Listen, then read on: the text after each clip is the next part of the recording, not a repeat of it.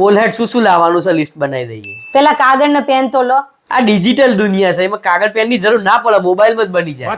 લો, મને તો ખબર જ નથી. બોલ ને હવે. Air freshener. એ શું કરવું હે? વોશરૂમ માં લગાવવા માટે. એવા ખોટા ખર્ચા ના કરવાના હોય, એના વગર તો ચાલે. વોશરૂમ માં જોવો યાર, ના સારું લાગે. એ સારું લગાડવા લાવવાનું છે કે સૂંઘવા લાવવાનું છે? બે. એક સ્પ્રે.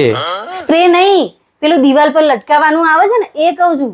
અરે એ તો મોંઘું પડે, સ્પ્રે મૂકી દેવાનો. અને મહેમાન આવે તાર તાણે સ્પ્રે જ વાપરવાનો હોય ને. એટલે કોઈક મહેમાન વોશરૂમ માં જાય તો એમ કહેવાનું કે તમે સ્પ્રે મારતા આવજો. એવું કહેવાનું થોડી હોય, એમને વાસ મારે તો માર દે. તો અંદર એવું બોર્ડ માર દઈશું. આમ તો તારો આઈડિયા સારો છે. ચિંગુ સાઈની એ હદ હોય. બીજું બોલ ને. ઈનો. હે? ઈનો પેલો પીવાનો આવે છે ને, એ કહું છું. પણ આપણા ઘરમાં ક્યાં કોઈ ગેસ થાય? એનું શું કરવું? ઈનો નો ઉપયોગ ખાલી ગેસમાં ના થાય, ઢોકળા બનાવવામાં થાય. એનો તો મોંઘો પડે, હું સોડા લખી દઉં છું. હે ભગવાન. બીજું બોલ ને.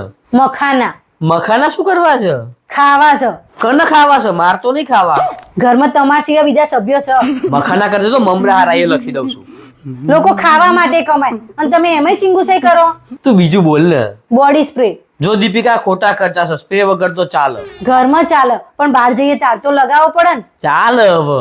શું ચાલે? તમે બાજુમાં બેઠા હોય ને એને કોઈક દિવસ પૂછજો. આપણા લગ્નની અત્તરની શીશી પડી હતી ને. લગ્નના 10 વર્ષ થયા, અત્યારે પડ્યું હોય ને તોય ઉડી જાય. હારું હેડ, હવે 100 રૂપિયા સુધી લઈ લેજે.